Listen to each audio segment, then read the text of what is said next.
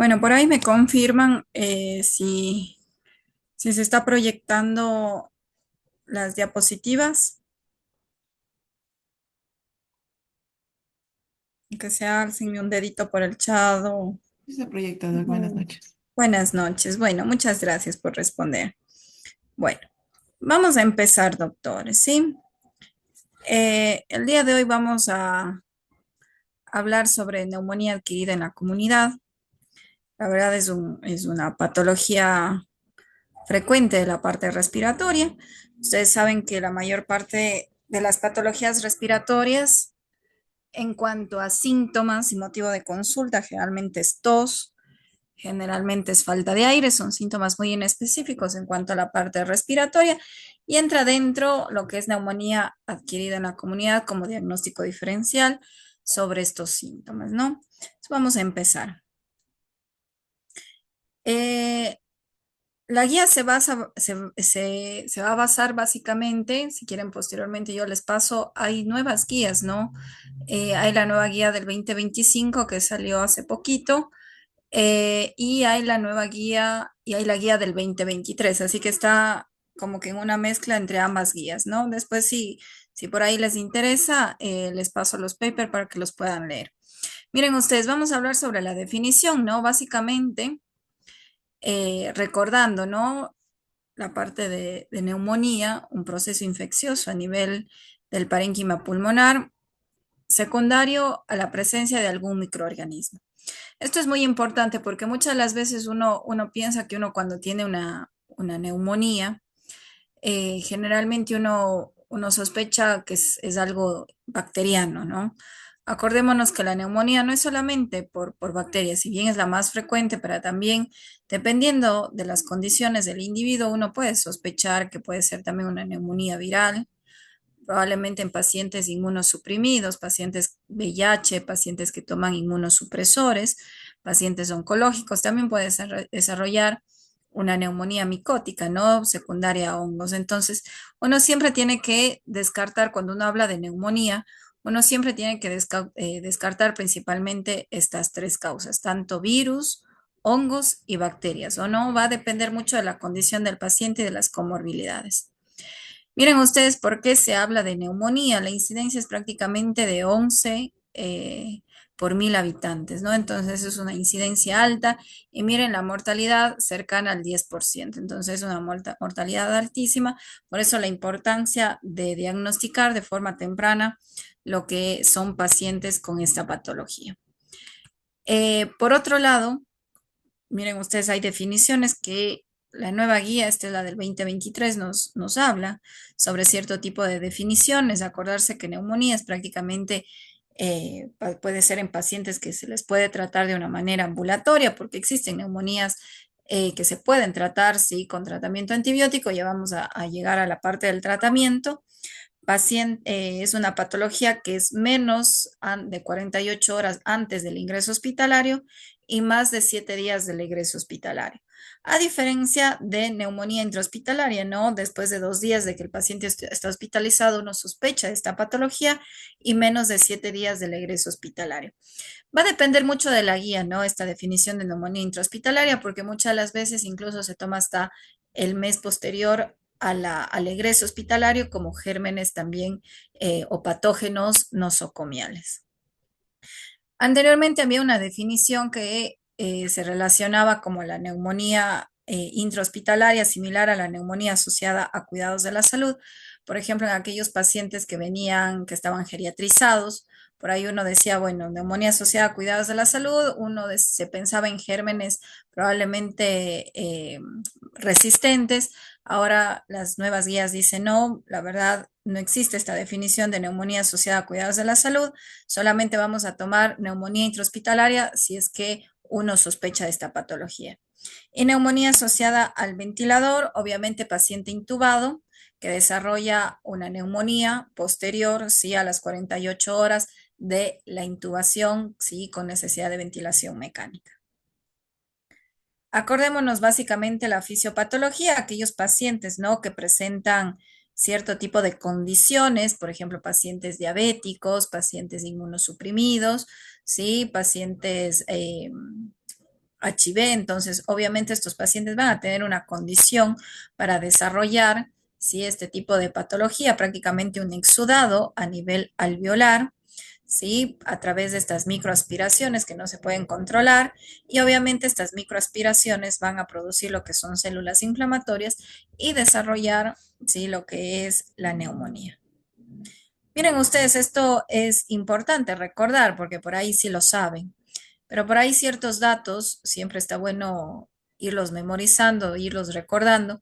Acordémonos que cuando uno habla de neumonía, eh, uno siempre tiene que diferenciar, ¿sí? Lo que son dos tipos de microorganismos, tanto los típicos como los atípicos. Dentro de los típicos tenemos al Pneumoniae, ¿no? Que es el patógeno común prácticamente en cuanto a la neumonía, pero miren, no nos olvidemos de también gérmenes típicos, ¿no? Miren el Haemophilus influenzae, tenemos el Staphylo aureus, entonces miren ustedes incluso la presencia de anaerobios también pueden desarrollar lo que es neumonía. Y esto nos va a servir para que, para cuando nosotros hablemos del tratamiento, en base a esto podemos iniciar un tratamiento empírico. Miren ustedes los gérmenes atípicos, tenemos el micoplasma, tenemos la clamidia y tenemos la legionela. Todo va a depender, bueno, la legionela, dependiendo de dónde nosotros nos encontremos para poder indicar cierto tipo de tratamiento, ¿no? Hay ciertos países que tienen alto índice de brotes de legionela, obviamente por aguas contaminadas, entonces obviamente siempre es bueno indagar, ¿no? Si el paciente viajó a algún lugar que tenga este tipo de brotes o esta alta incidencia de legionela para sospechar de la enfermedad. Otro dato simpático por ahí, acordémonos, aparte de esto de los típicos y atípicos, uno muchas de las veces piensa que se llaman típicos o estos microorganismos son típicos porque son los más frecuentes. En realidad, esta terminología no se debe a eso, se debe a que, por ejemplo, si yo tengo un paciente que yo sospecho una neumonía y obviamente tiene síntomas clásicos, ¿no? Como es fiebre, falta de aire, opresión en el pecho, tos con expectoración, hago la placa de tórax y tiene la típica consolidación a nivel pulmonar. Obviamente son síntomas clásicos que todos prácticamente identificamos, ¿no? Cuando un paciente tiene una neumonía, entonces de ahí viene su nombre, porque los gérmenes típicos dan síntomas típicos e imágenes típicas de neumonía. A diferencia de los atípicos, que muchas de las veces son síntomas muy inespecíficos. Generalmente el paciente no está subfebril, eh, no es que está persistentemente febril como los gérmenes típicos y por ahí yo le hago una placa de tórax, por ahí no voy a esperar una consolidación típica, por ahí puedo encontrar un patrón reticular o en la tomografía voy a hallar un vidrio esmerilado, entonces ahí es donde uno sospecha, bueno, probablemente mi paciente tenga un germen atípico para proceder, sí, a colocar lo que es el tratamiento empírico.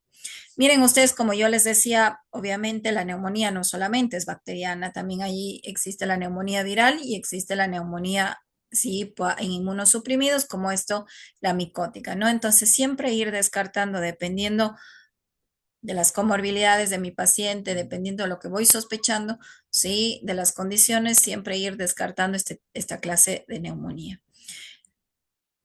Algo importante también que generalmente uno, cuando sospecha neumonía, generalmente uno trata de identificar el patógeno, pero esto es un dato clave, ¿no? Porque no siempre cuando uno solicita hemocultivos, cuando uno solicita muestra de secreciones respiratorias, muchas de las veces no siempre va a haber aislamiento.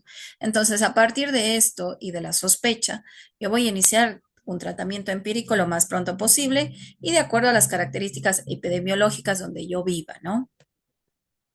Bueno, este es sacado de la guía del 2023, donde ustedes pueden ver, ¿no? Pueden ver todo lo que hemos hablado anteriormente, todo lo que son el Streptococcus pneumoniae, tenemos el Staphylo aureus, la Haemophilus influenzae, que lo hablábamos de gérmenes típicos, y como gérmenes atípicos tenemos esto de la legionela, sí, en lugares donde predominan los brotes de legionela, el micoplasma y la clamidia. Generalmente los gérmenes atípicos obviamente puede darse en pacientes inmunosuprimidos, pero muchas de las veces también se puede dar, por ejemplo, el micoplasma, puede darse en pacientes jóvenes.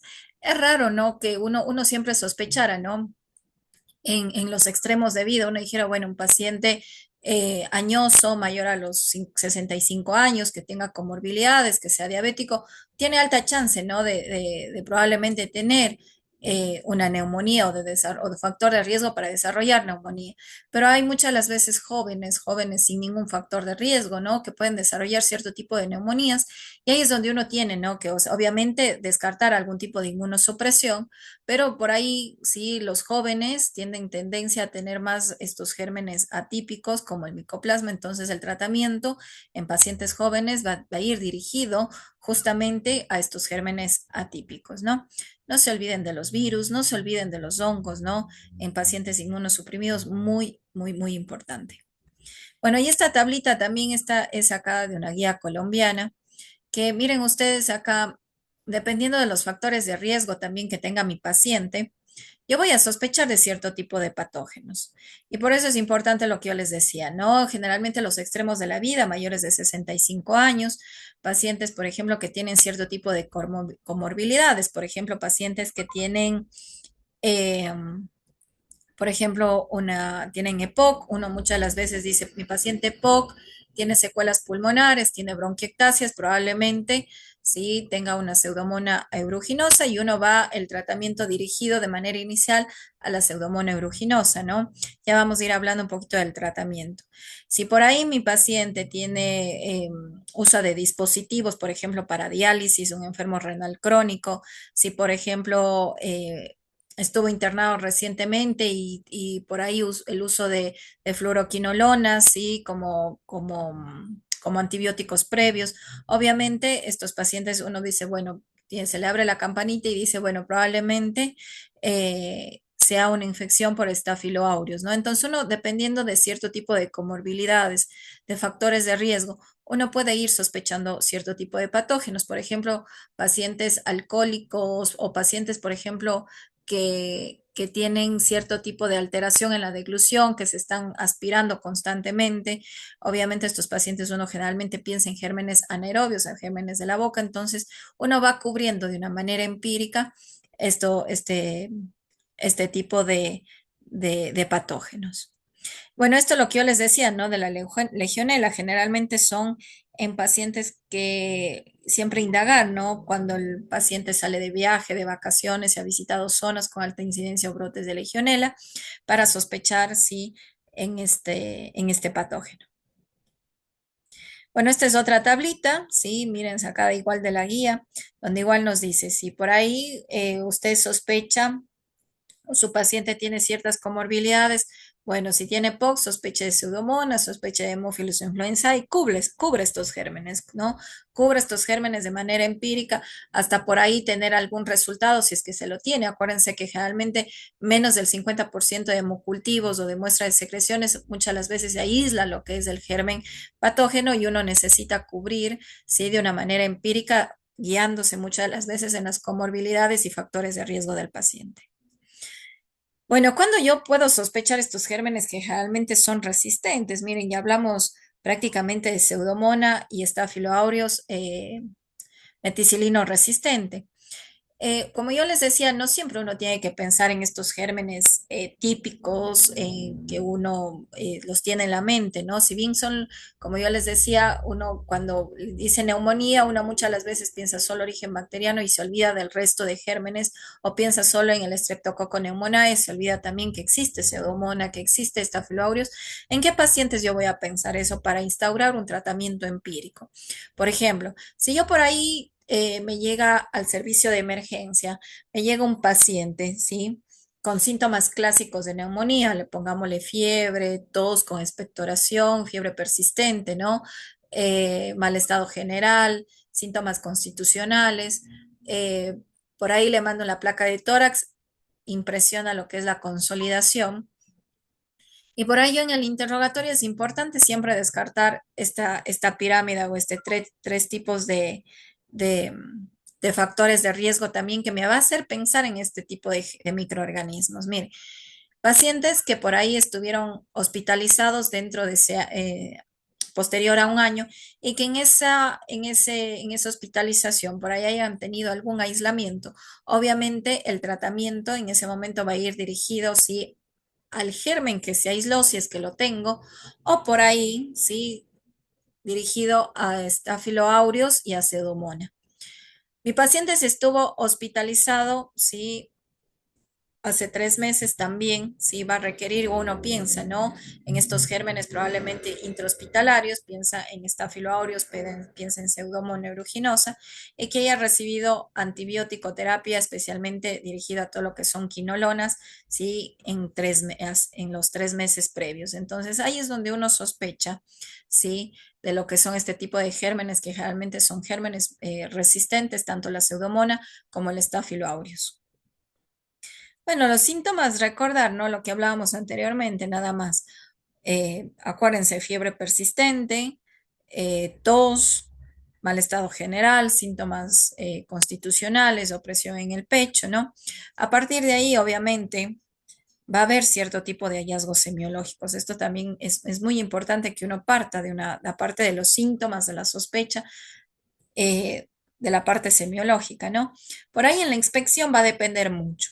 Si por ahí mi paciente obviamente consulta en mi atención primaria, está en mi consultorio, probablemente no voy a ver, sí, al menos que mi paciente llegue descompensado o algo, no voy a ver síntomas muy notorios en cuanto a la inspección en la parte respiratoria. Probablemente sí en la emergencia. En la emergencia probablemente mi paciente que va a estar usando músculos accesorios, probablemente sí vaya a haber uso sí, de músculos a nivel abdominal. Mi paciente está entrando en un distrés respiratorio, entonces obviamente probablemente ahí en la inspección va a haber, en la parte de la emergencia puede haber un poco más de la parte semiológica en la inspección va a haber va a ser mucho más notoria. A la palpación, acuérdense ustedes que cuando uno también va a realizar la parte de la semiología respiratoria, cuando no solamente existe el frémito auscultatorio, también existe el frémito palpatorio. Entonces, prácticamente la vibración vocal va a estar aumentada, ¿sí? Cuando hay el frémito palpatorio. Obviamente, si hay ocupación a nivel de los alvéolos, sí va a haber matidez, sí, donde va a haber la consolidación o donde va a haber ocupación. Y acuérdense los típicos estertores, ¿no? No hay que confundirse con los roncus porque muchas de las veces hay esta confusión. Acuérdense que los estertores significa que hay ocupación a nivel alveolar y los roncos prácticamente es una vibración, ¿sí? Por el paso o la obstrucción de los conductos por la presencia de secreciones. ¿Cómo se diferencia la una de la otra? Obviamente los roncos, al momento que es como una vibración por una obstrucción parcial de moco a nivel de los conductos respiratorios, yo le hago toser a mi paciente y como que moviliza secreciones y se libera la vía aérea, ¿no? Entonces, si yo por ahí le ausculto a mi paciente y me crea la duda si es roncos o estertores, háganle toser a su paciente, háganle toser y generalmente cuando son roncos y mi paciente tose y al movilizar secreciones vuelve a poner el estetoscopio, prácticamente vuelve a haber un murmullo normal, ¿sí? Dentro de los parámetros normales. En cambio, si son estertores, van a seguir siempre ahí porque los alvéolos están ocupados, ¿no? Acuérdense todo esto de la pectoriloquia, la presencia de pectoriloquia, de gofonía, también en la parte de auscultación en la parte de neumonía, ¿no? Esto es lo que hablábamos, y esto de típica y atípica era lo que yo les explicaba anteriormente, ¿no? Con respecto a los gérmenes típicos, que son aquellos que producen una inflamación sistémica y obviamente síntomas mucho más comunes de neumonía, ¿no? Y si yo le hago la placa de tórax, va a aparecer la consolidación. Y la típica son esto que yo les mencionaba, se llaman atípicos porque no dan síntomas tan clásicos como como los gérmenes típicos, ¿no? Es más un indicio insidioso, parece un cuadro mucho más gripal, y probablemente si yo le hago la placa no voy a esperar el bloque con esa consolidación como tal en la placa de tórax, ¿no? Acuérdense ustedes también que los gérmenes atípicos, esto no les había indicado, que los gérmenes atípicos pueden producir síntomas, aparte obviamente de los pulmonares, pueden producir síntomas extrapulmonares. Entonces, muchas de las veces, dependiendo del microorganismo atípico puede dar, por ejemplo, un tipo de anemia hemolítica, puede dar lo que es hiponatremia, puede dar elevación de las transaminasas, como por ejemplo la legionela. Entonces va a depender muchas de las veces del microorganismo atípico. Yo puedo encontrar también síntomas o signos, perdón, extrapulmonares que me hagan pensar en este tipo de gérmenes. Miren ustedes, el diagnóstico es básicamente, ¿no? Uno, como yo les decía ahora, el auge prácticamente está esto de la ecografía, ¿no? La ecografía, si yo sé manejar ecografía, la verdad me ayuda un montón porque me va a hacer prácticamente, se puede hacer el diagnóstico de una neumonía, de una consolidación, en base a una ecografía pulmonar. Entonces, miren ustedes la placa de tórax, básicamente una radio, vamos a poner acá. Miren, prácticamente una radio opacidad, ¿sí? A nivel de campo pulmonar derecho, ¿sí? Probablemente campo medio, porque borra, miren ustedes lo que hace lo que es el signo de la silueta, ¿sí? Hace el signo de la silueta que borra prácticamente esta lesión radiopaca, borra prácticamente lo que es el contorno, ¿no?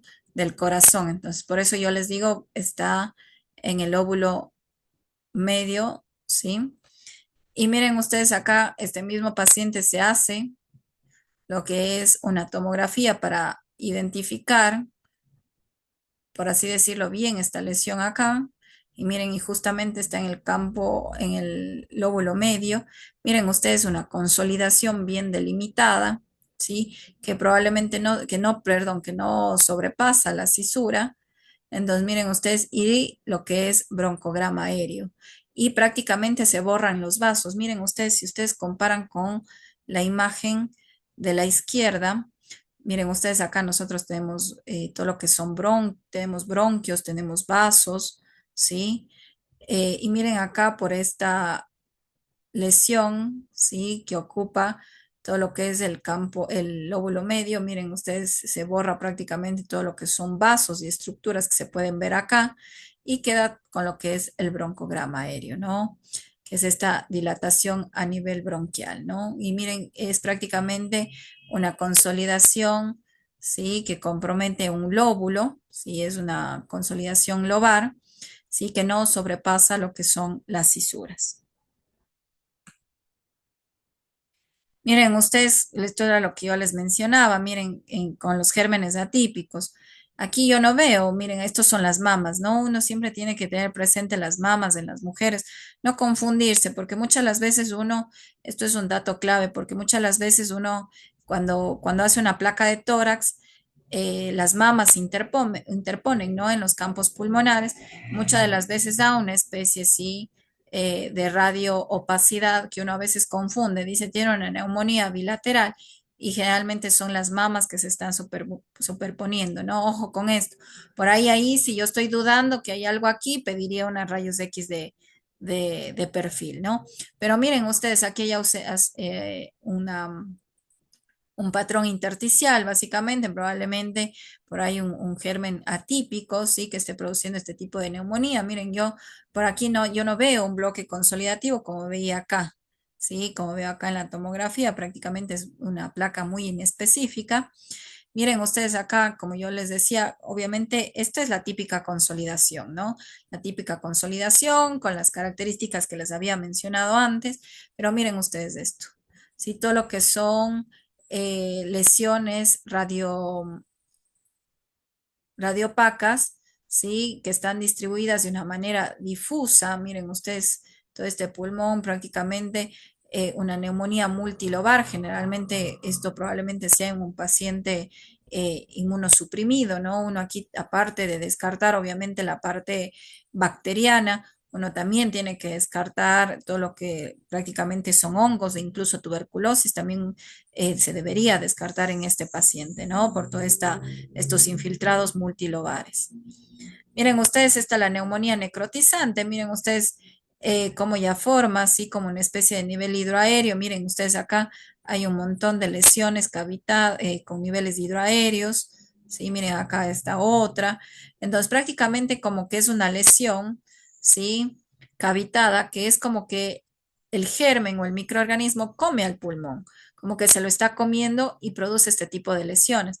Generalmente las neumonías necrotizantes se ven mucho en microorganismos como el Staphylococcus aureus, ¿no? Entonces, pendiente siempre, si yo veo este tipo de lesiones, ¿sí? Estas neumonías necrotizantes, siempre sospechar en Staphylococcus aureus. Miren ustedes, como les mencionaba anteriormente, todo este patrón, miren, intersticial, difuso, con áreas parchadas, un patrón micronodulillar, prácticamente en dos tipos de pacientes, cuando yo veo este tipo de patrón micronodulillar, pacientes que yo sospecho en tuberculosis miliar o pacientes con histoplasmosis, tienen este patrón micronodulillar, así que uno tiene que descartar, ¿no? Para que a mí me dé tuberculosis o me dé una neumonía por hongos, obviamente debe haber un proceso de inmunosupresión que uno tiene que ir descartando. Bueno, obviamente la tomografía de tórax va a ser también nuestro gran aliado como para identificar por ahí, por ejemplo, cuando son gérmenes atípicos, como yo les mencionaba, esta placa, que uno muchas de las veces dice, no hay un bloque consolidativo. ¿De qué se trata? Bueno, ahí nos ayuda, ¿sí? Lo que es la tomografía. Acordémonos que la tomografía también nos va a dar cierto tipo de patrones, que si bien algunos patrones son característicos de ciertas patologías, no quiere decir siempre que sea al 100% esa patología si yo encuentro un patrón radiológico. Uno tiene siempre que hablar, cuando uno hable de tomografía, de placa de tórax, tiene que hablar de cierto tipo de patrones, ¿no? Entonces, miren ustedes acá, obviamente cuando hay duda diagnóstica, como yo les mencionaba, yo hago la placa, no veo nada, bueno, pidámosle por ahí una tomografía para estadificar bien cómo está la enfermedad. Si yo por ahí sospecho de algún tipo de complicación, acuérdense ustedes cuando veíamos derrame pleural, yo les decía que más del 50% de neumonía se complican con derrame pleural. Entonces, ahí también nos va a servir lo que es la tomografía de tórax, ¿no? Miren ustedes acá esta imagen, sí es obviamente un corte pulmonar, pero es simplemente para mostrarles a ustedes, miren ustedes acá nosotros tenemos como una especie de ramitas, ¿sí? Que salen de estas porciones distales, que están muy, si ustedes notan esta cualidad, estas ramitas, como estas bifurcaciones, están más en la periferia, ¿no? Esto obviamente no se debería ver, ¿sí? En un corte sano. Miren ustedes acá, nosotros no vemos en la periferia esas lesiones tipo ramitas de árbol que se van ramificando. Esto nosotros llamamos lo que es el típico árbol en brote. Muchas de las veces uno cuando ve estas lesiones o cuando el imagenólogo por ahí nos reporta árbol en brote, muchas de las veces uno corre y dice es tuberculosis. Si bien es un hallazgo o un patrón radiológico como que típico de la tuberculosis o más frecuente que se halla en la tuberculosis, también se puede hallar en una neumonía tranquilamente, ¿no? Sin que sea tuberculosis. Entonces uno tiene que relacionar siempre lo que son los hallazgos radiológicos con la clínica del paciente, ¿no? Por ahí si me queda la duda, bueno, sí, por ahí yo sospecho también que puede tener una neumonía y una tuberculosis al mismo tiempo, sí, lo puede haber y existen pacientes que los hay. Si me crea la duda, bueno, solicito un Gene Expert, que es la prueba molecular inicial de la tuberculosis, pero acuérdense siempre que si bien también una neumonía puede, sí, asociarse con árbol en brote tranquilamente. Miren ustedes estas lesiones en vasos pulmonares.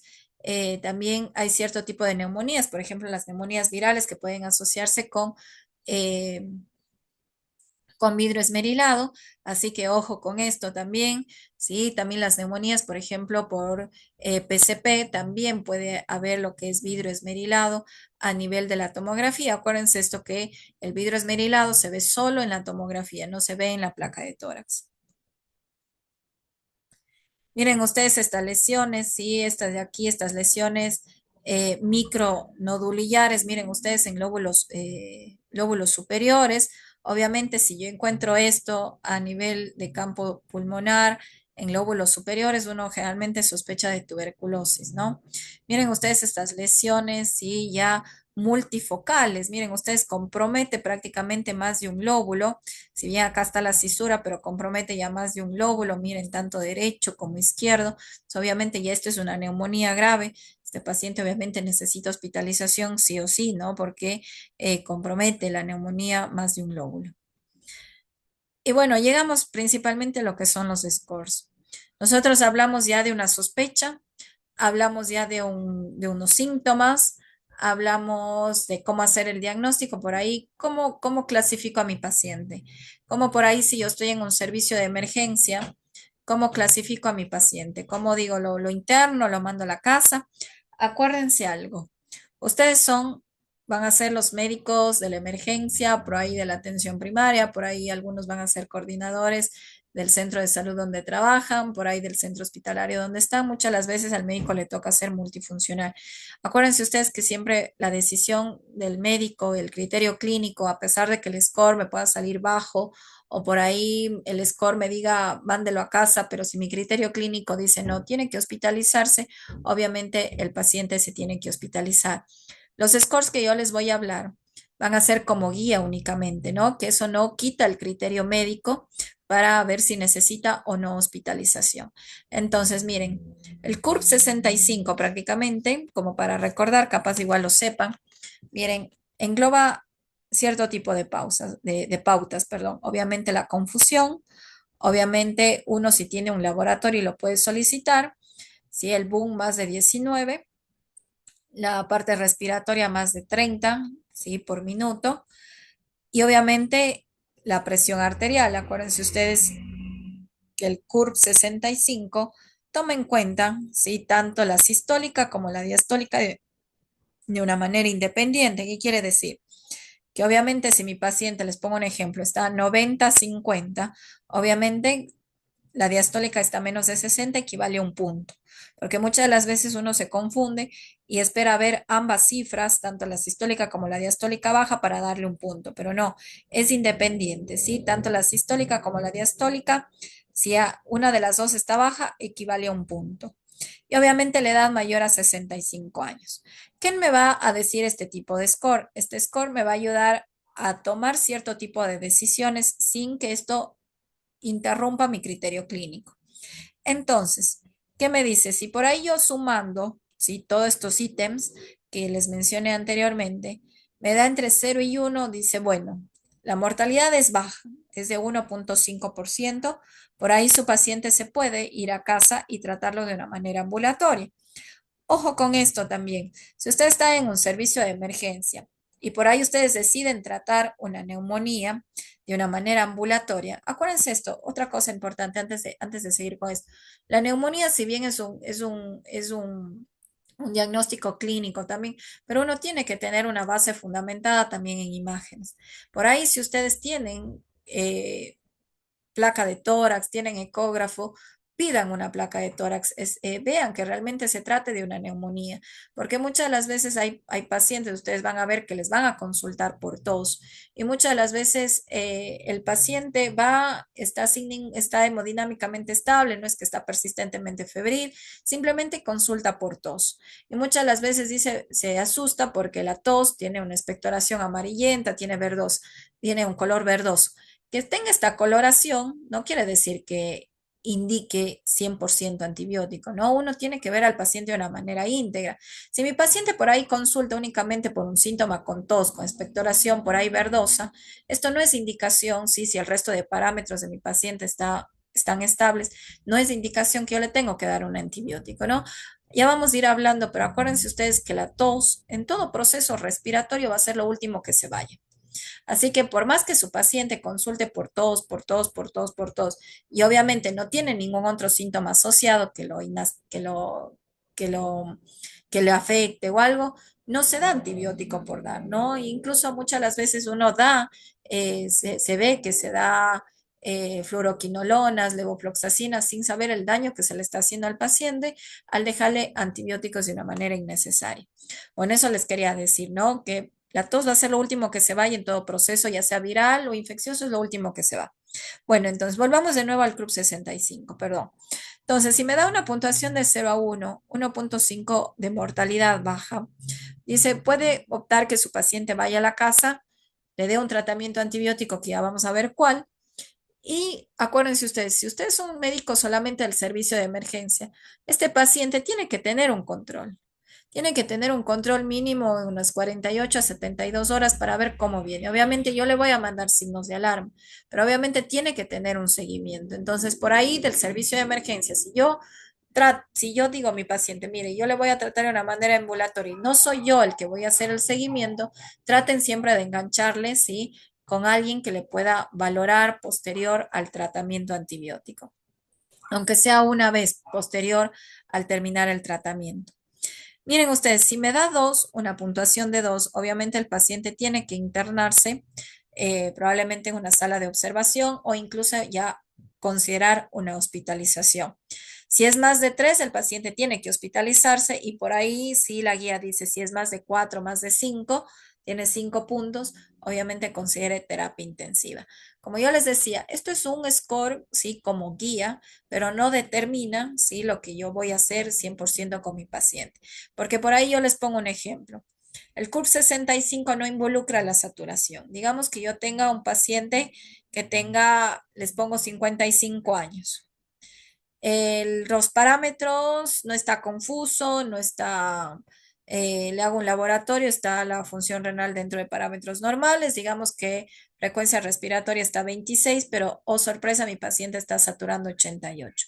Entonces, obviamente mi paciente está hipoxémico, ¿no? Porque el CRUP 65 me da cero, yo probablemente lo pueda tratar en casa. Todo va a depender, ¿no? De las comorbilidades de mi paciente, de qué considero yo también como médico de la emergencia, si le doy el alta o no. Otra cosa importante, acuérdense ustedes también que dentro de la hospitalización involucra esto, ¿no? Cuando uno tiene un proceso infeccioso, independientemente que sea una neumonía, muchas de las veces, especialmente en los pacientes dañosos que ya tienen comorbilidades, ¿sí? Se descompensan el resto de comorbilidades. Entonces, este también es un criterio de internación. Cuando se descompensa el resto de comorbilidades, uno puede solicitar internación. Por ahí si yo no tengo un laboratorio, por ahí estoy a las 2 de la mañana y no tengo un laboratorio. Bueno, se puede obviar el laboratorio y ahí está el CRB 65, que la puntuación es similar, ¿no? A la anterior, sin valorar lo que es la parte de la función renal. Entonces, cada ítem igual va a valer un punto y la clasificación va a ser igual que la anterior que hemos hablado.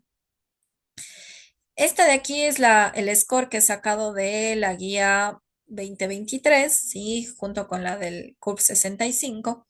Miren ustedes, estamos con el score del PCI. El PCI eh, tiene muchas más variables. Va a considerar más variables. Miren ustedes, ya hay variables obviamente de laboratorio, ¿sí? De gasometría. Entonces, va a involucrar mucho más la parte sistémica, por así decirlo, del paciente. Entonces, obviamente, todo esto va a sumarme una cantidad de puntos, que casi para que ustedes lo relacionen con el curso 65 equivale a lo mismo. Si mi puntaje por ahí es menos de 70, es decir, entra dentro de clase 1, clase 2 o incluso clase 3, que estamos hablando de un puntaje bajo, mi paciente se lo puede tratar de una manera ambulatoria, considerarlo, tratarlo de una manera ambulatoria. Pero si ya hablo de moderado, mi paciente va a necesitar hospitalización. Y si hablo de un riesgo alto, mi paciente, que es el riesgo 5, mi paciente va a requerir cuidados intensivos. Y si ustedes se dan cuenta, el índice de mortalidad se asemeja mucho al CURP 65, por eso se lo relaciona mucho con los parámetros también de este score. Entonces, miren, son estos dos scores que me van a ayudar a mí a tomar cierto tipo de decisiones con mi paciente, pero tengan en cuenta que esto es una guía y su criterio clínico es el que vale al 100%, ¿no? Entonces, ¿cuáles son los criterios de hospitalización? Si yo por ahí estoy en un servicio de emergencia, aparte de hacer estos scores que me van a ayudar como para guiarme en qué hacer con mi paciente, si lo mando a la casa, lo hospitalizo, yo tengo obviamente sí que tener cierto tipo de criterio también para decir, bueno, este paciente yo considero que se debe quedar a pesar de que el CUR 65 me dé cero, a pesar de que el PCI me dé un riesgo bajo.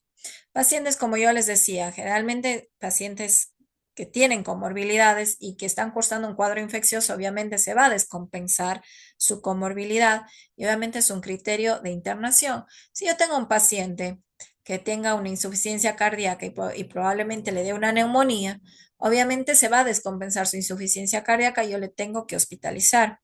Si por ahí mi paciente se hospitalizó o tuvo una hospitalización en el último año, también tengo que hospitalizar. ¿Por qué? Porque era lo que charlábamos anteriormente, porque probablemente sí tenga algún tipo de aislamiento y obviamente yo considere sí que por ahí se trata de algún germen multiresistente. Obviamente el compromiso clínico importante que ustedes van a observar en su paciente, las complicaciones de la neumonía que hablamos, ¿no? Derrame pleural. Acuérdense que obviamente si compromete más de un glóbulo, hablamos de una neumonía grave. Acuérdense esto del empiema, que obviamente es un derrame pleural complicado, y las neumonías necrotizantes obviamente van a requerir internación, porque acuérdense ustedes, si yo hablo de una neumonía necrotizante, prácticamente estoy hablando de un germen resistente que es el Staphylococcus aureus. Factores sociales, ¿a qué se refiere? Si mi paciente vive de aquí a 1000 kilómetros del centro de salud y no va a poder venir, si mi paciente tiene bajos recursos y no tiene una contención social, quien le dé la medicación, vive solo, un montón de cosas que involucra la parte social, también requiere hospitalización. Y lo que hablábamos, ¿no? El CUP 65, 2 y 3 y el PCI más de 3, ¿no? Van a requerir hospitalización. ¿Cuáles van a ser los criterios, no, para yo sospechar que mi paciente va a requerir cuidados intensivos? Todos estos son scores, ¿no? Este es fácil de acordar, más ustedes lo manejan mejor que yo, ¿no? Obviamente, mi paciente que esté usando músculos accesorios, que esté respirando, ¿sí? De una manera mucho más rápida, una frecuencia respiratoria más de 30, este paciente en algún momento se va a fatigar su musculatura respiratoria y obviamente va a necesitar intubación.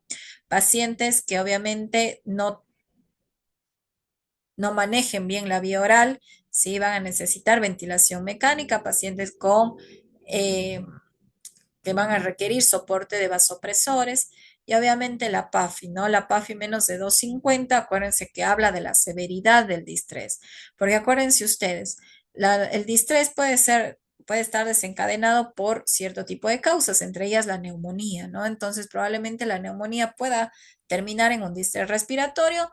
La PAFI, sí, menos de 300, menos de 250 se considera, sí, por el riesgo de severidad del distrés respiratorio. Esto de los infiltrados multilobares, acuérdense ustedes que hablamos de una neumonía grave, obviamente confusión, mi paciente no va a ventilar, no va a proteger vía aérea, todo lo que son la parte de laboratorio también, ¿no? Todo lo que son trombocitopenia, leucopenia, obviamente el laboratorio de la función renal, el BUM más de 20 miligramos por decilitro, van a ser cierto tipo de criterios base para yo considerar si el ingreso a terapia intensiva. Este de aquí sí es el SmartCop, que me va a ayudar también, sí, involucra prácticamente los mismos parámetros anteriores que les estaba mencionando. Eh, Prácticamente involucra cierto tipo también de, fac- de- de resultados de laboratorio. Por ejemplo, aquí toma lo que es la albúmina, también toma lo que es la edad, sí, incluso lo que es la gasometría con respecto para poder calcular también la PAFI. Acuérdense todo lo que es la severidad del distrés. Entonces, obviamente van a ser dos tipos de scores que me van a ayudar a mí a tomar cierto tipo de decisiones también con mi paciente. Bueno, este es el Smart Cup que les mencionaba anteriormente. Y una vez que yo ya planteé cierto tipo de scores, ¿qué es lo que voy a solicitar en mi paciente?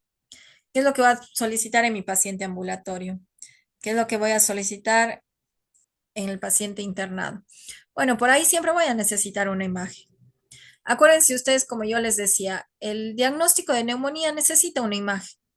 Necesito una imagen, yo necesito realmente saber si se trata de una neumonía, entonces yo tengo que pedir una placa de tórax. Acuérdense lo que vimos en la clase anterior de derrame pleural, siempre solicitar, ¿no? Porque el derrame pleural, si yo sospecho de algo infeccioso, una neumonía es una de las complicaciones más frecuentes. Siempre pedir una placa de tórax frente y perfil.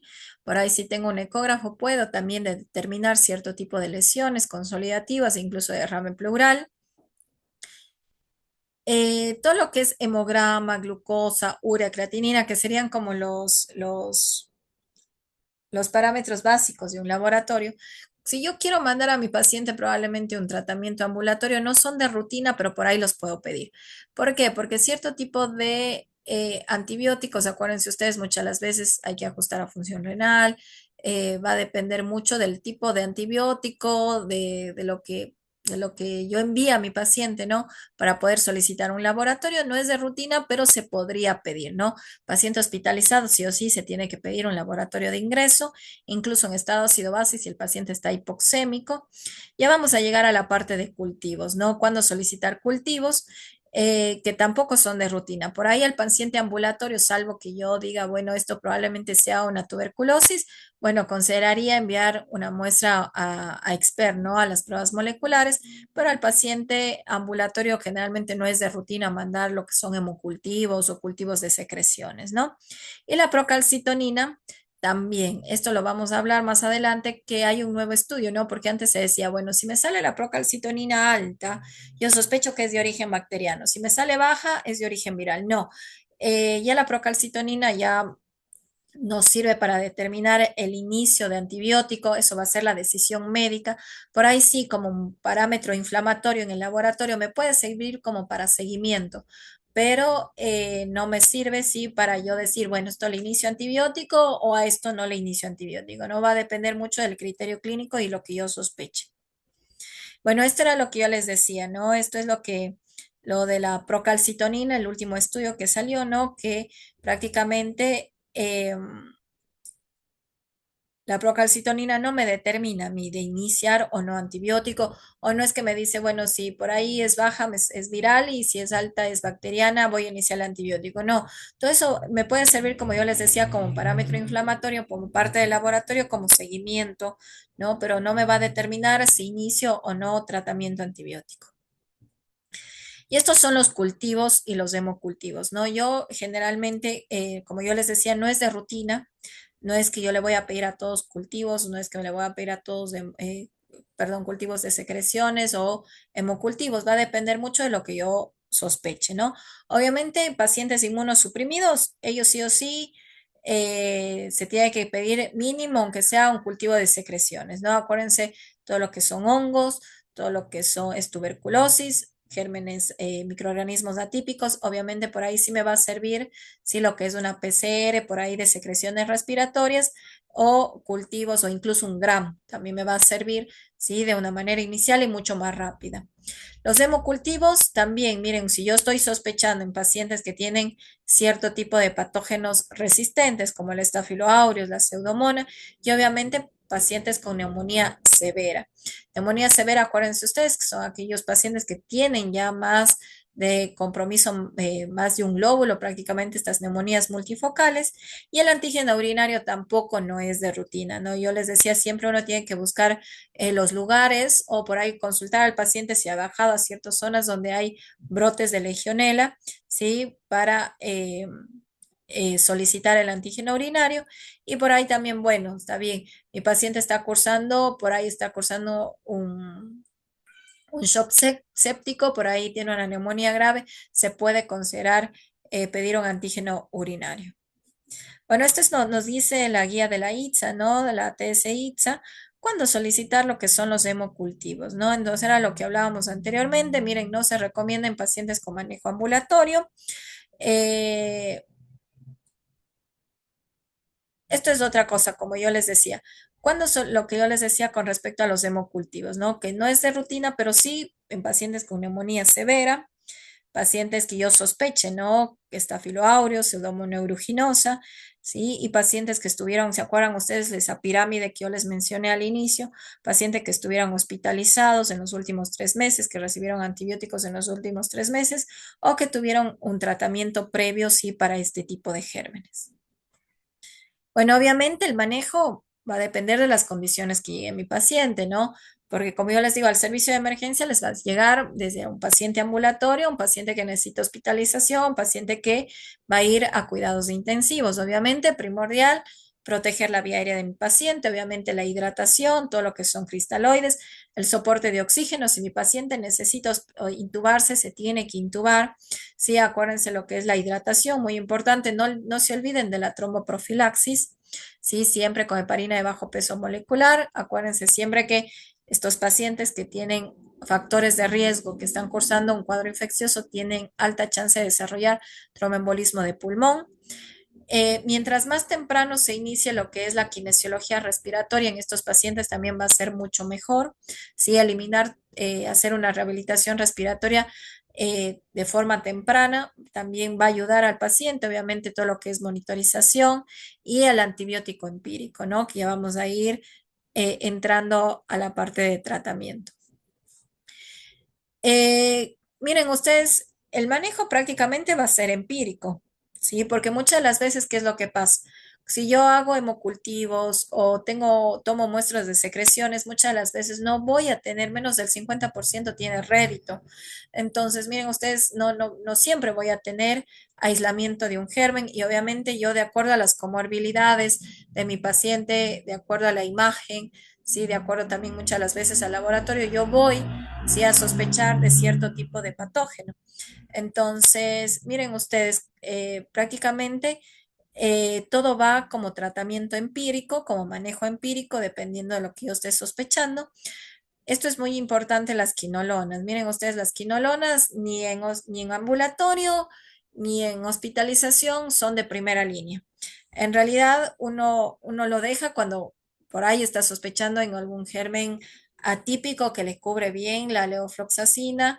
Pero miren ustedes, si yo le doy a un paciente por ahí ambulatorio de primera línea la levofloxacina y no requiere, mira el daño que le estoy haciendo por ahí, estoy creando resistencia al Mycobacterium tuberculosis, ¿no? Entonces, ojo con las quinolonas, siempre de última línea, ¿sí? Salvo que mi paciente sea alérgico a los beta-lactámicos, salvo que no tenga otra opción de darle levofloxacina, le voy a dar, ¿no? Y obviamente, dependiendo si yo tengo un aislamiento en cultivos, si yo por ahí aíslo el germen, obviamente uno tiene que rotar el tratamiento si lo requiere o por ahí desescalonar, ¿sí? El tratamiento, ¿sí? Dependiendo de los resultados y la evolución de mi paciente. Bueno, miren ustedes, vamos a llegar a la parte del tratamiento. Acuérdense que en el servicio de emergencia uno siempre puede, ya les digo, ustedes van a atender pacientes que los van a mandar a la casa, ¿no? Porque no siempre la neumonía uno lo va a hospitalizar. Obviamente, como yo les decía, traten ustedes siempre, si no son los médicos que van a hacer seguimiento, traten por ahí de enganchar al paciente con otro profesional para que le pueda hacer un seguimiento, aunque sea terminando el antibiótico, ¿no? Miren ustedes van a tener cierto tipo de pacientes, ¿no? Vamos a tener un paciente que por ahí me llega al servicio de emergencia, por ahí yo le hago el CURV 65 y por ahí yo determino, de acuerdo a mi criterio clínico, que lo puedo enviar a casa y posteriormente lo voy a controlar. Entonces, le decido dar un tratamiento antibiótico empírico, ¿no? Porque acuérdense, en estos pacientes que yo los trato ambulatorio, generalmente no se pide hemocultivos, no es que se pide muestra de secreciones, salvo que por ahí sea un paciente inmunosuprimido y yo esté sospechando alguna otra cosa, que probablemente estos pacientes van a terminar en hospitalización. Bueno, entonces, empecemos. Paciente ambulatorio, menos de 65 años, sin factores de riesgo y sin tratamiento antibiótico previo. Es decir, que prácticamente no tiene factores de riesgo como para hospitalizarse. Entonces, ¿qué le voy a dar? La amoxicilina. La amoxicilina va a ser la clave aquí en este tipo de pacientes, 1 gramo cada 8 horas. Ya vamos a hablar de cuántos días da. Entonces, por ahora vamos a hablar de la medicación. Amoxicilina, 1 gramo cada 8 horas, ¿sí? Comenzamos con ese esquema. Hay eh, algunos que mandan, sí, macrólidos como monoterapia. Yo la verdad no estoy de acuerdo en eso. La guía también habla de eso. Dice, ojo con los macrólidos. ¿Por qué? Porque existe alta incidencia de resistencia. Acuérdense ustedes que a partir de la pandemia todo el mundo tomaba citromicina y a partir de ahí también se creó un alto índice de resistencia con respecto a los macrólidos. Así que las guías no recomiendan el uso solo de acitro, claritro, sí, como monoterapia eh, para neumonía. Así que mucho cuidado con eso, con mandar una monoterapia, preferentemente la amoxicilina que tiene mejor cobertura, ¿sí? Entonces, por esto de la resistencia a los macrólidos. Si yo tengo un paciente más de 65 años que tiene cierto tipo de factores de riesgo o recibió antibiótico en los últimos 90 días, ¿qué me indica la guía o qué me recomienda? Me dice, envía a su paciente amoxicillin clavulánico, ¿sí? Cada 12 horas asociado a un macrólido. Macrólido bioral, nosotros tenemos acitro, tenemos claritro, ¿sí? Entonces podemos hacer este tipo de combinación, tanto de amoxicillin clavulánico y acitromicina o claritromicina, ¿no? Miren ustedes, deja acá el último lo que es la levofloxacina, ¿no? Miren, alergia, si mi paciente por cualquier motivo no puede recibir las drogas de primera línea, indique estas, indique levofloxacina, pero mire, es de última línea, no es de entrada. ¿Por qué? Por esto es lo que hablábamos, ¿no? Las quinolonas, en cuanto a la tuberculosis, estoy creando lo que es resistencia. Vamos a hablar de los hospitalizados. Si yo decidí hospitalizar a mi paciente y por ahí mi paciente no tiene ningún factor de riesgo, ¿sí? Ni para Staphylo aureus, ni para Pseudomonas, ¿sí?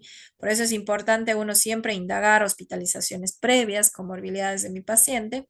Yo puedo iniciar ampicilina sulbactam o cetración endovenosa, ¿no?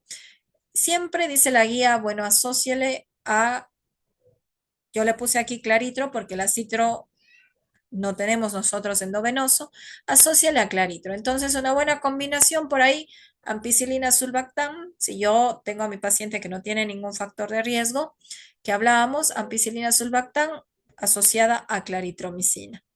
Si por ahí yo sospecho que mi paciente tiene un factor de riesgo para Staphylo aureus, por ahí inicie con vancomicina que le queda bien al paciente. Yo no sospecha este tipo de factor de riesgo asociado a un macrólido. Si usted sospecha que su paciente tiene un factor de riesgo como con Pseudomonas aeruginosa, inicie pipertazo por ahí asociado a un macrólido. Entonces, estas son drogas con las que uno preferentemente con los que uno muchas las veces prefiere iniciar, ¿no? Y miren, continúa lo que es la leofloxacina como forma alternativa o de última línea, salvo obviamente que por ahí a mí se me aísle un germen atípico que por ahí me sí o sí necesite usar la leofloxacina de primera línea, obviamente le voy a indicar esto, ¿no? Miren ustedes, las guías, ¿qué me dicen? Las guías dicen, bueno, uno muchas de las veces piensa, ¿no? Dice, bueno, le voy a asociar el macrólido porque estoy hablando de estos gérmenes atípicos. No, generalmente la guía dice que la asociación con macrólido, hay un estudio, sí, que vio que la asociación de cierto tipo de drogas con un macrólido, con las drogas que estábamos hablando con un macrólido, mejora mucho la mortalidad incluso en pacientes con terapia intensiva, ¿no? Entonces, esta es la razón, sí, a través de este estudio que se vio que la asociación con un macrólido mejoraba la mortalidad en pacientes con neumonía y por eso sí se asocia siempre generalmente a un macrólido, ¿no? Ojo, sí, esto de acá es importante, sí, dependiendo de la zona. Acuérdense el índice de resistencia a la ceftriaxona. Por ahí muchas de las veces uno prefiere iniciar con ampicilina sulbactam por esto de la resistencia del neumococo a la ceftriaxona. Miren ustedes acá, pacientes en terapia intensiva. Obviamente mi paciente que por ahí, esto es otra cosa, ¿no? Si yo por ahí me llega al servicio de emergencia, un paciente que viene de la comunidad, que no tiene factores de riesgo ni para pseudomonas ni para Staphylo aureus, y obviamente le está descompensando su neumonía, obviamente yo necesito intubar a mi paciente probablemente y pasarlo a cuidados intensivos. Que esté en cuidados intensivos no siempre quiere decir que yo voy a iniciar, sí, con pipertazo, con banco, no, no siempre quiere decir que porque por ahí llega mi paciente y por ahí no tiene ningún antecedente o factores de riesgo para Staphylo aureus o Pseudomonas, yo puedo iniciar tranquilamente drogas de ampicilina sulbactam asociada a claritromicina relacionada a drogas a gérmenes de la comunidad. Otro es el caso, obviamente, si mi paciente que ingresa por una neumonía adquirida en la comunidad y probablemente al transcurso de la hospitalización no mejora, yo necesito escalar antibiótico, ¿no? Entonces, probablemente ahí sí hay riesgo, ¿sí? De Staphylo aureus, de Pseudomonas, y ahí sí yo tengo que tener una asociación de este tipo de drogas que mencionábamos, ¿no? Todo lo que es pipertazo, todo lo que es banco, asociado a un macrólido probablemente, o por ahí, si mi paciente no mejora a través de estas drogas que yo estoy hablando, escalar, ¿no? A carbapenémicos, todo lo que es meropenem y mipenem, ¿sí? En este tipo de pacientes. Acuérdense una cosa, yo antes de escalar tratamiento antibiótico, si yo tengo una neumonía grave, si mi paciente está persistentemente febril, siempre se recomienda en lo posible hemocultivar al paciente antes de la rotación de antibiótico y por ahí tener un nuevo resultado de secreciones respiratorias, ¿no?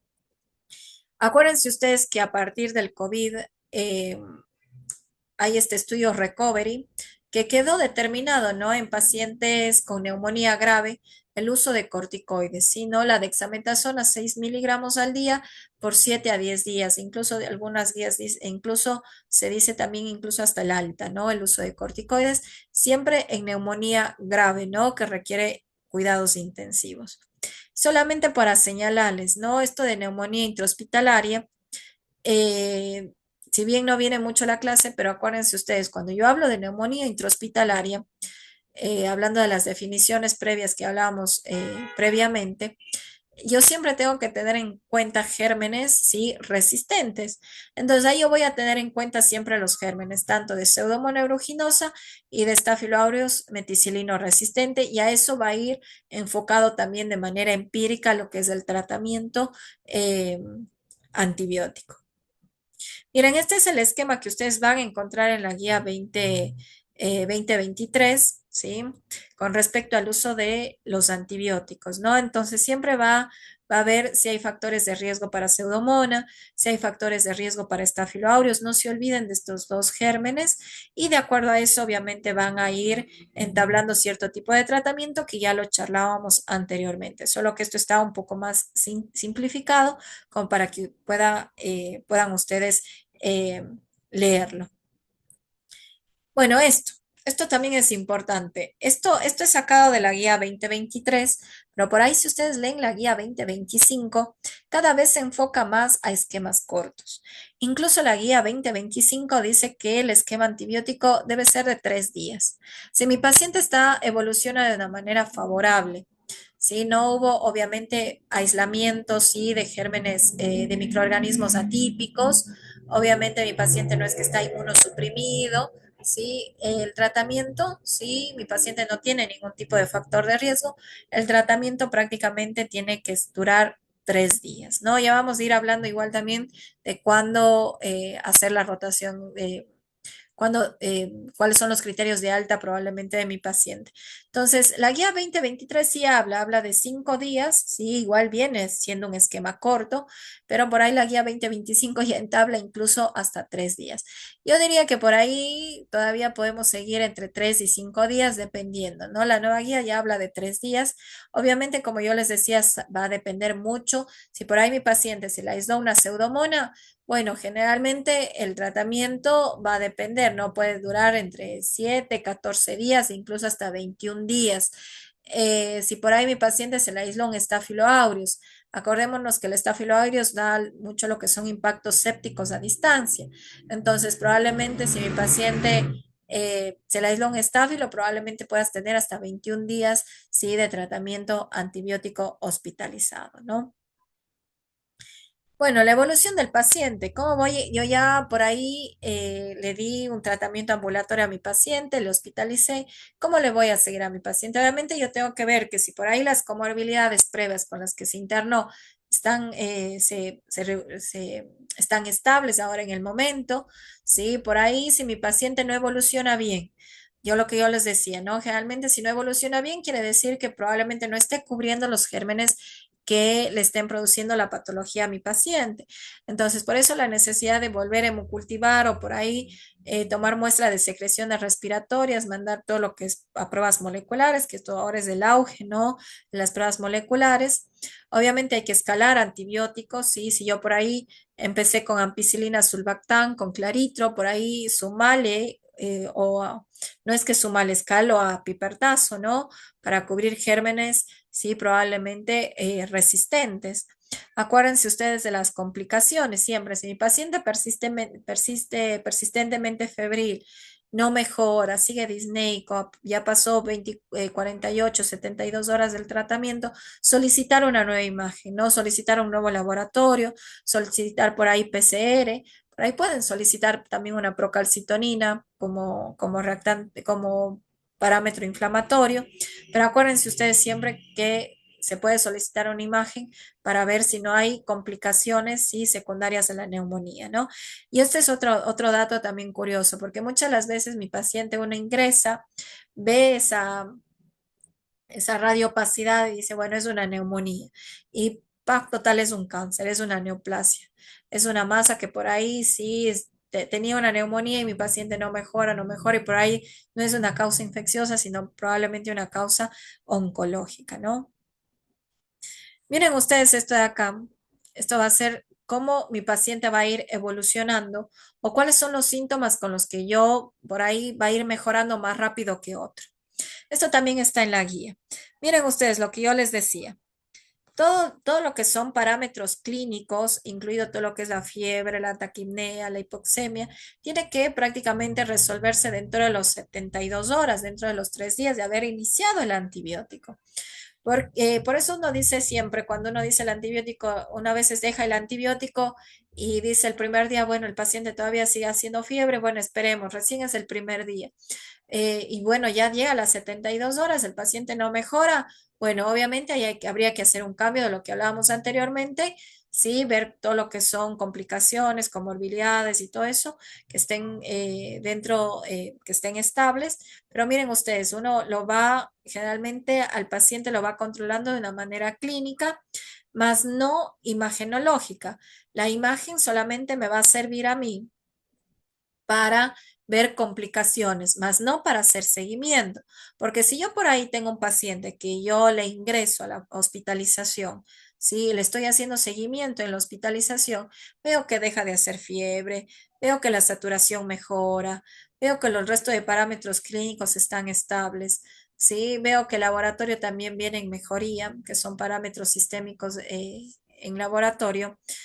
Eh, no me va a servir una placa de tórax de seguimiento. ¿Cuándo sí me va a servir? A partir del mes. A partir del mes yo sí voy a ver cambios a nivel de imagen. Porque por ahí si yo le hago, digamos que yo al tercer día, mi paciente evoluciona bien y quiero hacer una placa control, probablemente me sigan saliendo los mismos infiltrados y eso no quiere decir que no hay mejoría clínica en mi paciente, ¿no? Entonces, eso es un dato también que la imagen no me sirve para seguimiento, ¿sí? Dentro por ahí de un cuadro agudo menos de 30 días, salvo que yo quiera ver algún tipo de complicación. Entonces, cuando solicito yo una placa nueva de control? A partir del mes en adelante yo puedo solicitar lo que es una placa control. Y esto es otra cosa, miren, todo lo que es tos, fatiga, miren, prácticamente es lo último también que se va en cuanto a síntomas. Yo por eso les decía a ustedes, un paciente por ahí que consulta por tos, pero no hay una alteración hemodinámica, no necesariamente necesita antibiótico y peor comenzar con levofloxacina. Ojo con eso, ¿no? Queda de última línea la levofloxacina. Entonces uno lo que se tiene que explicar al paciente es que si uno ve que el paciente está hemodinámicamente estable, no ha hecho fiebre, evoluciona bien, descansa, hace una vida normal y consulta solo por tos, hacerle entender eso, ¿no? Que cualquier proceso viral o infeccioso La tos va a ser lo último que se vaya y tratarlo de manera sintomática. Esto es lo que yo a esto quería llegar, ¿no? Cuando hablábamos de cuándo dar de alta a mi paciente, o por ahí si mi paciente está en terapia intensiva, en cuidados intermedios, cuándo pasarle a hospitalización, o por ahí cuándo a mi paciente hospitalizado yo le puedo dar el alta. Obviamente, todo lo que ingresó mi paciente, lo que hablábamos anteriormente, tiene que tratar de normalizarse, ¿no? Entonces, obviamente, y principalmente, que mi paciente tolere la vía oral. Porque mi paciente, obviamente, si por ahí no cumplió un tratamiento antibiótico, digamos que yo le quiero completar 5 días, les pongo un ejemplo, y por ahí solamente cumplió 3, obviamente el resto de tratamiento le debo mandar a la casa, ¿no? Y más que nada, si tiene comorbilidades, obviamente también tiene que continuar con su tratamiento habitual, con su medicación habitual y tiene que tolerar lo que es la vía oral, ¿no? Esto es otra cosa importante que todas las guías hablan que la vacunación aquí es clave, ¿no? Incluso la guía recomienda que antes del alta o del egreso hospitalario es importante que el paciente se vaya vacunando. Es importante que el paciente se vacune del neumococo y se vacune de la influenza antes del egreso hospitalario. Entonces, aquí es la clave, sí, para vacunar a mi paciente antes de que se vaya a su casa. Bueno, esto miren ustedes es un resumen, obviamente, de la guía, de lo que hemos hablado anteriormente. Acá ustedes van a tener todo lo que son los criterios para terapia intensiva, todo lo que es la parte de los síntomas, todo lo de laboratorio, ¿sí? Que uno puede tener en cuenta cuando llega un paciente a la consulta, a la emergencia, ¿sí? Que uno obviamente tiene que tener presente cierto tipo de síntomas, ¿no? Esto es nada más, ¿no? Para que ustedes tengan en cuenta o tengan presente cierto tipo de dosis que uno puede encontrar en el mercado. Va a depender mucho, ¿no? Esto es un screenshot de de un libro, pero obviamente va a depender de la disponibilidad. Por ejemplo, nosotros tenemos acá también endovenosa, y que no menciona la guía, que obviamente es una guía europea, lo que es amoxicilina con clavulánico endovenoso. Yo les voy a ser sincera, no hablo de ningún trabajo, voy a hablar de mi parte de mi experiencia. La verdad, a mí con amoxi con clavulánico no me ha ido muy bien con los pacientes, hablando de amoxi con clavulánico endovenoso, ¿sí? Endovenoso. No sé por qué, no tengo la más mínima idea. Yo siempre comienzo con ampicilina sulfactam. Esto es algo muy personal, ¿sí? No es basado en ninguna guía, no es basado en nada. Por ahí si ustedes dicen, es mejor esto, es algo personal, ¿sí? Y de acuerdo a la experiencia que yo he tenido, ¿no? Con mis pacientes. La verdad, no sé, no me ha ido bien con amoxi con clavulánico endovenoso. Por ahí siempre yo prefiero iniciar con ampicilina sulfactam y uno va viendo evolución del paciente, ¿no? Esto es igual otro screenshot, ¿sí? De las presentaciones de los fármacos que uno tiene disponible. Uno tiene que tener en cuenta siempre el laboratorio. El laboratorio uno siempre tiene que pedir, ¿sí? De entrada y de seguimiento. Por ahí parámetros inflamatorios también nos va a decir, ¿sí? Si mi paciente está evolucionando bien, si mi paciente está en condiciones de alta. Entonces, obviamente van a ser cierto tipo de parámetros que a mí me ayuden como seguimiento, ¿no? Acuérdense ustedes, la función renal es importantísima porque va a haber cierto tipo de fármacos, ¿sí? Por ejemplo, la vancomicina, el pipertazo, obviamente que se deben ajustar a función renal. Entonces, en un paciente hospitalizado, en un paciente en terapia intensiva, todos estos fármacos se tienen que ajustar a función renal. No sé si tienen alguna pregunta, algo.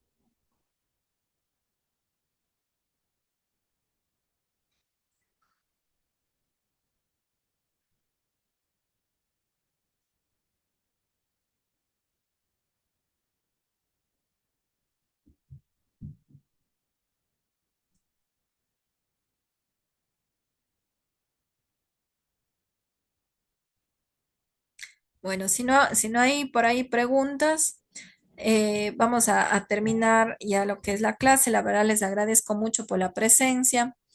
Espero que les haya servido, ¿no? Es una clase corta, pero la verdad muy dirigida, ¿no? A las actualizaciones. Por ahí les voy a pasar lo que son las guías, tanto del 2023 como la del 2025, ¿sí? Con respecto a neumonía adquirida en la comunidad. Acuérdense ustedes que, como yo les decía, en el servicio de emergencia, ese es nuestro servicio de emergencia, ¿no? Recibir desde un tratamiento ambulatorio en cuanto a neumonía, desde un tratamiento ambulatorio hasta una hospitalización, incluso terapia intensiva, ¿no? Entonces, saber esto, ¿no? Saber qué indicar principalmente, porque por ahí ustedes lo tienen claro, la parte de la estabilidad hemodinámica del paciente, pero por ahí sí siempre tener en cuenta esto, los gérmenes típicos, atípicos, cuando pensar en pseudomonas, cuando pienso en Staphylo aureus, cuántos días de tratamiento están recomendando las guías, ¿no? Obviamente, todo eso, todos los criterios, sí, acuérdense que las guías justamente son guías, pero y todos los scores también son como para guiarnos y ayudarnos, pero los que van a estar o van a decidir qué hacer con su paciente siempre van a ser ustedes, teniendo en cuenta obviamente las guías actualizadas. Si no hay ninguna consulta ni nada, nos veríamos la próxima clase para continuar el tema así de emergencias respiratorias. Ha sido un gusto estar con ustedes, ¿no? Descansen, doctores. Gracias.